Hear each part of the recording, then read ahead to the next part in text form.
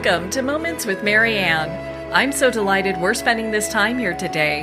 We have a very inspiring show coming right up with special guest Alden Mills, and he's here today to share with us his new book, Be Unstoppable: The 8 Essential Actions to Succeed at Anything. Now, we've been lucky enough to have Alden on the show before. He is an amazing person. He's a 3-time Navy SEAL platoon commander and was CEO of Perfect Fitness. He's also a longtime entrepreneur with over 40 patents and has over 25 years experience working on high-performance leadership, sales, and team building. So let's welcome to the show, Alden Mills. Thank you, Mary Ann. It's a real pleasure to be here. What a joy it is to have you here. My goodness, the last time we had you on the show, it was such a profound discussion. And now we're here to talk about your other book, Be Unstoppable. I just can't wait. And I can't wait to share it with you. Well, hey, great. Then we're going to get started on this. So I've got to hear, what is the inspiration behind writing this book? Because my goodness, this book you can do anything with. The inspiration for this was really my 4 boys, and that was part one. And the trigger to actually sit down over a 10-year period and write it was a dear friend of mine from SEAL team was the first SEAL killed in Afghanistan. And I knew that his son would be getting a letter from him called a just in case letter. And it really made me wonder what Neil had written in that letter to an 18-month-old son. So I sat down and started writing just in case letters to my boys as they started sequentially appearing in my life from 2003, 2005, 2007, and finally 2009. And by that point, the book had taken shape. Wow. And I think when people look at that, you talk about the legacy you leave behind. And this book has so much useful life information. I mean, what a great inspiration this is that you leave for them. I thank you. I have felt that way. Many of the people who have endorsed the book have called it timeless. And at the end of the day, what I really wanted to do was not to just give this laundry list of, well, here are the 8 actions to succeed at anything. But to make it in a compelling story format. So I created that parable because in the beginning, it was like the way I started the writing of the book was a do this, don't do that sort of a scenario. And some of them were pretty stupid, right? I mean, I was trying to make them kind of fun at the same time. And I have boys, so it was like, hey, don't pee in a fan, right? And after a while, it was like, all right, you know what? They're gonna tune out after I put down 100 of do this, don't do that. And I invented this story about a fictitious seaside town called Up to You. And these people everybody was born with a boat in this town.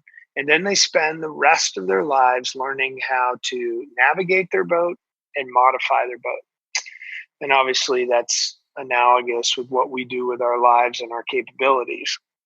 And then at the end of each chapter, I then put in a nonfiction portion of this is how I learned each of the 8 actions, and then here's a way to apply them.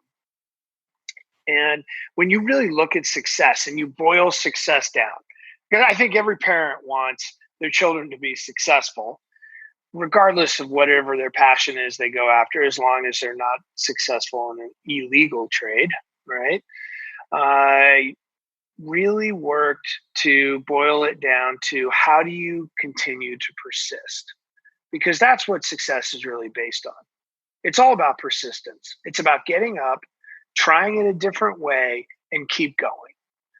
And that's what the book Be Unstoppable is really all about.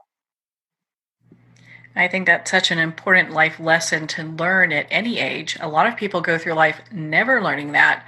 And I can see why this book is so popular with companies, and they have you come up and do leadership discussions in regards to this, because it's a lot of this is stuff people have never learned. They haven't learned it, or they learned elements of it. They've forgotten it. Adults in particular are really the most challenging group, because a lot of them are like, no, I'm baked. I'm done. I'm set in my ways, until they start realizing, whoa, I'm only 50 and my job just fell out from underneath me, and I have to really change the way I was doing things. And that's where this book can help at any stage of life. And I had originally intended it for a parent and a child. So the parent could read it and be like, hey, I totally agree with these principles. And by the way, here's how I use them. And said child, you try this out while you're trying out for the JV football team. Because it doesn't matter. Success, whether you're looking for success in the classroom, the art studio, or the athletic field for the child, it's the same. There's the same principles. If you're in the corporate world, an entrepreneur, a nonprofit, again, success principles are exactly the same. Are they the same for Navy SEALs? Yes. And that's one of the things I really drive home in here, is that you don't have to go through Navy SEAL training to understand some of the beautiful elements of what SEAL training is really trying to teach you. And at the core of Navy SEAL training, what they're trying to teach you is to learn to focus and control the only three things you can control: how you think, how you feel, and how you act. That mental, emotional, physical componentry, and how you align them, i.e., focus, will drive your energy to take an action. And I have this old instructor, SEAL team, and I tell a bit of a story about him in one of them. There's lots of stories in at the end of each chapter, and he has this deep Southern accent, and he would say, "It ain't complicated, it's just hard." And what he's talking about is everybody wants to be a SEAL on a sunny day. And the hard part is America doesn't need SEALs on sunny days. They need SEALs on scary days, on days when it's cold and dark and wet, and that crack over your head ain't thunder, and somebody want you dead. And I can still hear him saying, so how bad do you want to be a SEAL on that day? Now, remove the term SEAL from anybody who wants to be a SEAL on a sunny day, and replace it with varsity athlete, sales superstar, great musician, super painter. You pick it. Everybody dreams up what they want to be on the sunny day. It's all the effort that goes into all the days that are the, metaphorically speaking, cloudy days. The ones where everybody seems like it's not going your way, and then now the work is hard and you can't really see when you're succeeding versus when you're failing. And actually everything feels like you're failing. And the biggest challenges that come up aren't the ones that are the external challenges. They're the ones that are internal. The demons of doubt, that I call them. The ones that you wage a battle inside your head.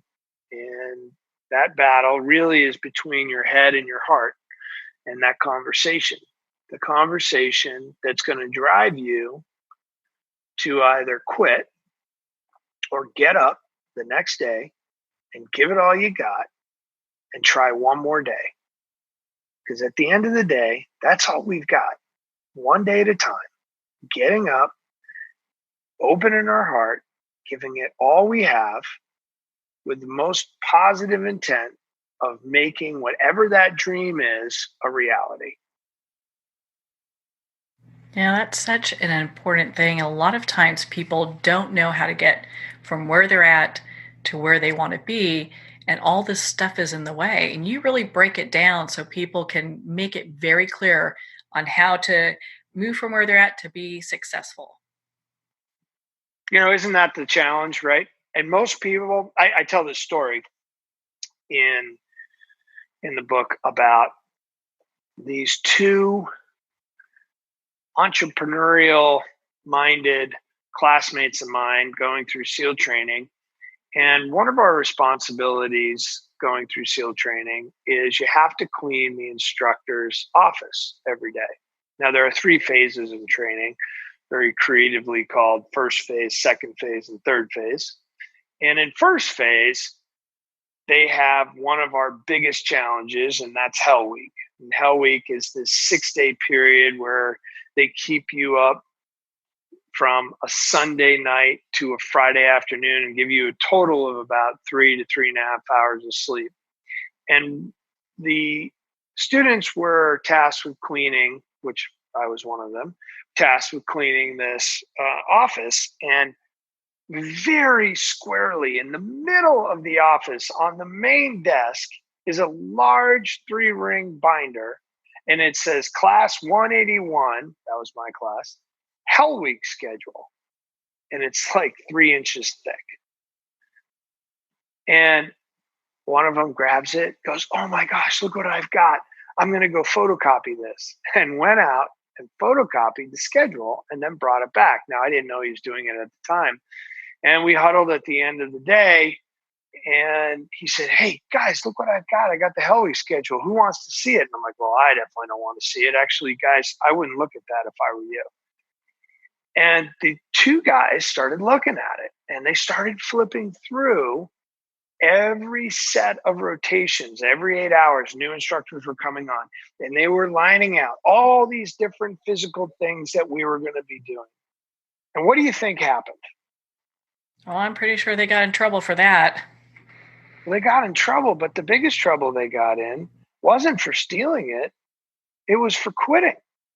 Because once they realized and saw what the whole schedule looked like, they're like, "We can't do this. It was too overwhelming." And they're like, "Forget it, man. I quit." And they went and rang the bell. And I use that story Wow. because it's very synonymous with people who are thinking about a goal. And I talk to folks all the time. Focus on the moment, not the mountain. If you focus on the mountain and look, "Oh my gosh, I have to take all these steps and look how high it is and I'll never get there." And I'm making a mountain analogous with your goal.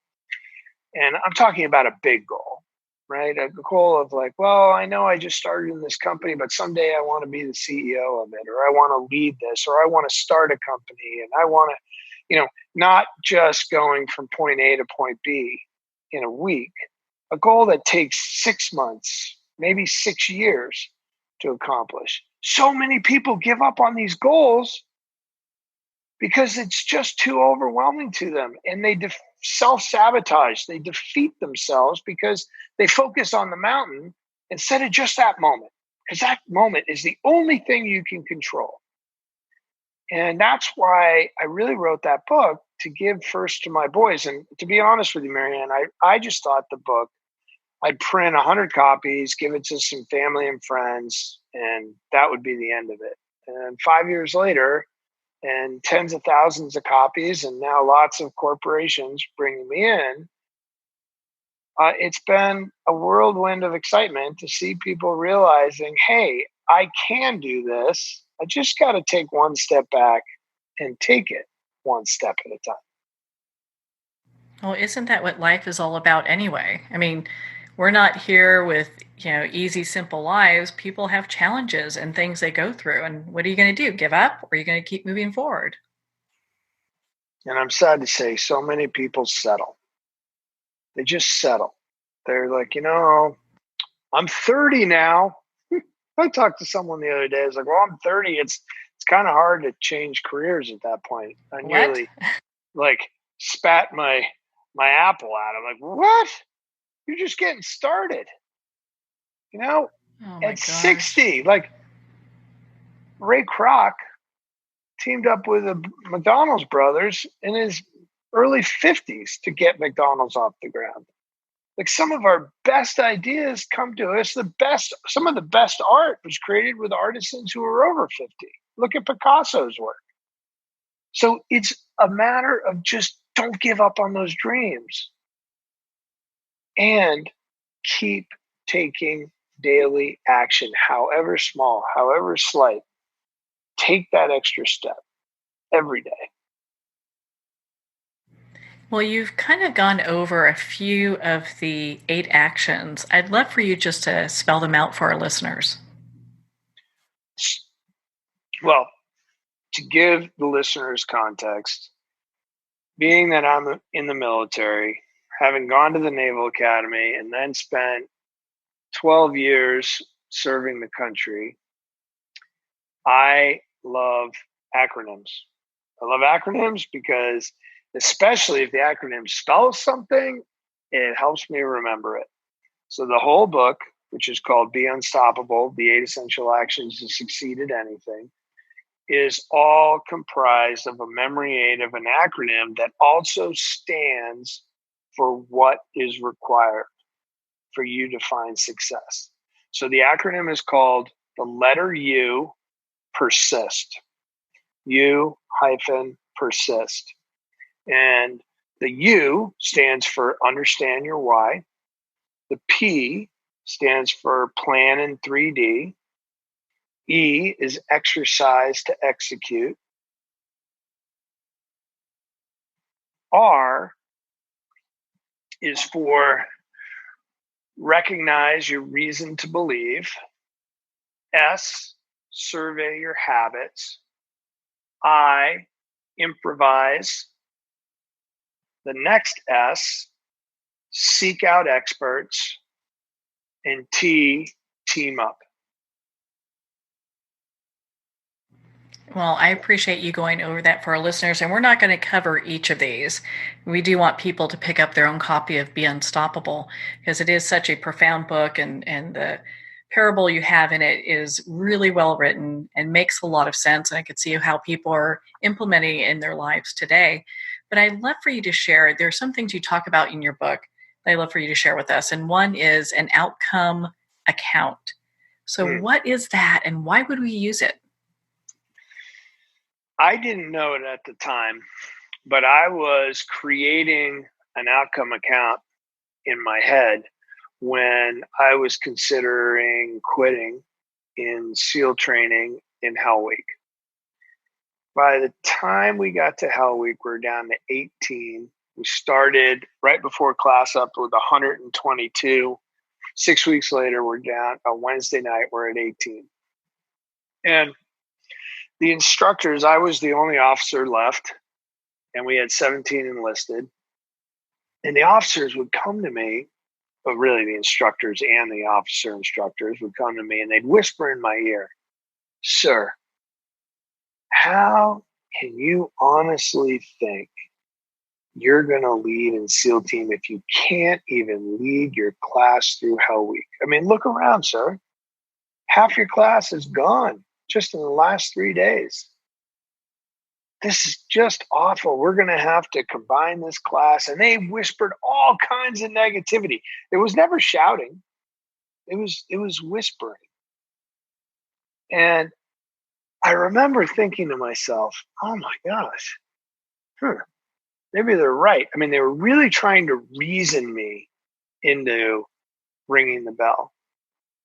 And then I'd have this moment, I'd tune them out, and I would think about what is it going to feel like if I ring that bell? The actual action of ringing a bell is not hard. It's the regret that comes with it that builds over time. And so in the beginning, the most kind of biggest outcome that I thought of that just was a big regret for me was having to go back to my hometown and face these people that from the beginning had told me, "You're never going to make it." The naysayers, to hear him say, "I told you so," and to hear him say that for the rest of my life. And then when that one didn't propel me much more, I played the outcome even longer. and I took it out 20 years and thought about me as a parent, because I knew I wanted to be a parent, and turning to my children and saying, now don't do what dad did. Don't quit. Don't give up on your dreams. And when I get to that point, I was like, oh my God, that just makes me sick to my stomach. I do not want to star in that movie. Now, there were plenty of times that I would think about the positive outcome, but and sometimes the positive outcome was the one that motivated me. Like, wow, I can't wait to go home and tell my parents and be the first one in the family to make it through SEAL team. Or maybe it was when we were starting our business and how we could stave off bankruptcy and how we could really bring this first product to market, really help lots of different people take control of their bodies. I was in the fitness business. And then what I ended up doing over time was formalizing the outcome account. And the way I do it is you create this large T, capital T on a piece of paper. On the very top of the T, I'd write down, what's my goal? Define it as best I could. Graduate from SEAL team on such and such a date. Launch X product and sell Y of them over Z amount of time. And then on right underneath, on the left side of the T, I'd write a plus, and on the right side of the T, I'd write a minus. On the plus column, I would write, what's the desired outcome? Who does it impact should the outcome come to light? And how does that make me feel? And how does it make the people who are impacted feel with that outcome? And then I would do exactly the same drill, but flip it. I'd take it from the positive and to the negative. And then I'd write the same thing out. Okay, the outcome doesn't occur. And who does that impact negatively? And how does it make them feel? And how does it make me feel? And what you're going to find when you go through that process, and over time, you'll just start to do it naturally. In the beginning, it'll feel mechanical. But over time, you'll start to go, whoa, wait a minute. I mean, this is a rainy day, but it's not that bad. I don't want to give up on this dream. This is going to be transformative for me down the road. If I can get this business off the ground, I won't have to go back to my old corporate job that I hated, and I'll be able to show a whole bunch of kids how to start their own business. And how wonderful will that be? And I'll be able to teach my kids how to start a business, right? And that steamrolling positive energy starts going. Same thing will happen on the negative side. You're like, oh, that's such a miserable outcome. I'd rather deal with it today and suck up the misery of a rainy day than have to deal with that misery that will haunt me for the rest of my life. That's what an outcome account is. Well, that really puts things in a greater perspective, because a lot of times people, they see that stormy day and they're thinking it's going to rain every day, not realizing it's just a season. Thank you. It's just like looking at the mountain, right? They extrapolate, oh, this last step I just took was so hard. How can I possibly do 1,000,000 more steps up this mountain? And they psych themselves out and they give up. And the thing that I really want people to understand is, if they can think on their own, if they can have emotion and feel on their own, and they've got a body that can do things, then they have the gifts to go define a destiny that will excite them. But they've got to put the effort in. They've got to willingly get up day after day and keep trying. So let's say they put the effort in, they're going full steam ahead, and everything is falling apart. What do they do then? The last two actions of the book, seek experts and team up, are critical. In SEAL training, after you make it through Hell Week, you get assigned a swim buddy. The process of having another person by your side flips the dynamic from an 80% plus failure or quitting rate to a 90+% success rate. Same thing happens as a civilian. Think of team in training. I love the example of team in training. Here are these people that are trying to do their first triathlon, and what do? They put a whole bunch of people who've never done a triathlon together with one team leader who's done a triathlon before. Or maybe there's a couple of people who've done one and a whole bunch of people have never done it. And now they've got this positive energy of like, hey, let me show you the way. I'll help you. The other thing is, of course, you're not going to know how to do everything, especially when you're going out to tackle something that's the unknown. Find experts.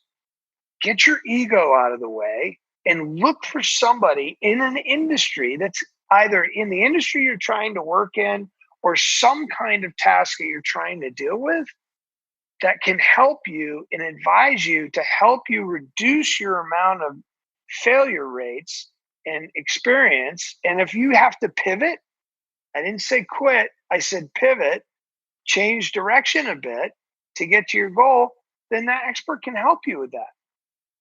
But don't forget, you're not alone. You don't have to do this all by yourself. You'd be very surprised to find out that experts, and I help people all the time, hey, how did you do this? Could you give me a little advice here? Because I was helped. I didn't do this all by myself. I brought the perfect push-up to market with 20 other people. Maybe I'll take credit for writing a little idea on a napkin, but everything else was all these different people that came and be my super friends and help bring something to market. Yeah, it's really having that team that really makes things so important. And I know that you work with a lot of different corporations. When they realize that their teams are floundering or not doing so well, you speak all over the country, right? I do, all over the world. And usually, what do they have you come out to talk on? What are some of the most important topics? 3 things, and they're usually in this lineup. I call them the 3 lines of leadership on how to be unstoppable. They are how to lead yourself, how to lead your directs. That would be the people that you're directly responsible for in your team. And then how to lead your indirects. Those are the people that are instrumental in helping your team be successful, but you don't have direct authority over them. They may be, and they are, your customers, your contributors, other coworkers that are on your team, and the communities in which you operate in. But it all starts with leading yourself. And that's what Be Unstoppable is. It's all about leading yourself. And it ends with teaming up. And my latest book, Unstoppable Teams, picks up where Be Unstoppable ends.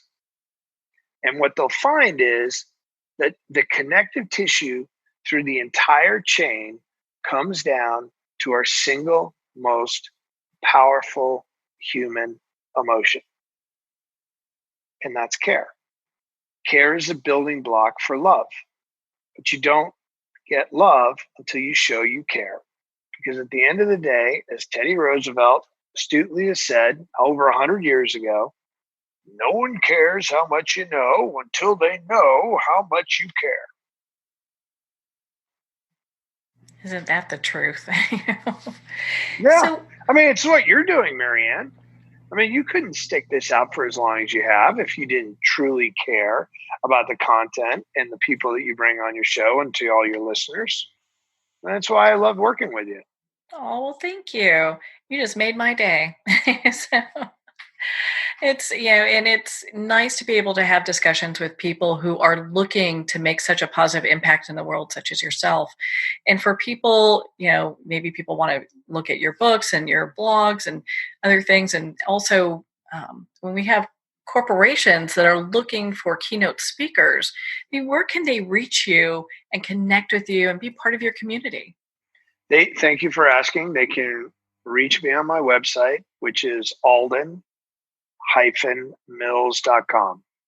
ALDEN Mills, MILLS.com. Well, I know you're a very busy speaker, so we have Yeah, lots of CEOs and people who are in charge of corporations that do listen to the show. And so they want to book you for the 20 and 21 schedule because I know you're booked already. I am booked out that far, but it's an honor to do it, and I'm very passionate about it. And I do not do canned speeches. Like, to me, you got to tailor it to the audience and to the organization and what their needs are. But I love doing it. Yeah, I call it my ministry. that is so important. Well, Alden, thank you so much for taking the time to be on the show with us here today. You're very welcome. And keep inspiring, Marianne. Thank you. Well, thank you, Alden. Gosh, I'm honored that we got to spend this time together and to talk not just about the work you do, but also your books. Be Unstoppable is one of your great books that you have. It's available at Amazon, Barnes & Noble, and all indie retailers. If you don't see it on the shelf, ask for them to order it. Well, we're at the end of our time today.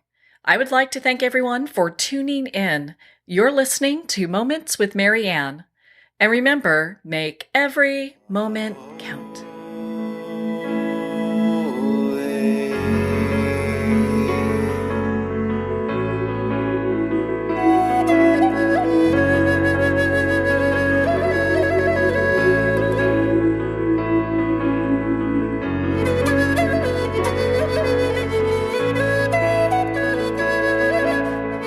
In a single moment, your life can change. Moments with Marianne is a transformative hour that covers an endless array of topics with the best of the best. Her guests are leaders in their fields, ranging from inspirational authors, top industry leaders, and business and spiritual entrepreneurs. Each guest is gifted and a true visionary, a recognized leader in her own work, and while teaching others to develop, refocus, and grow, Marianne will bring the best guest and sometimes a special surprise. Don't miss this. You never know just which moment will change your life forever. Moments with Marianne airs every Sunday, Monday, Thursday, and Friday at 8 p.m. Eastern and 5 p.m. Pacific Time. Make sure to tune in and visit momentswithmarianne.com for more information.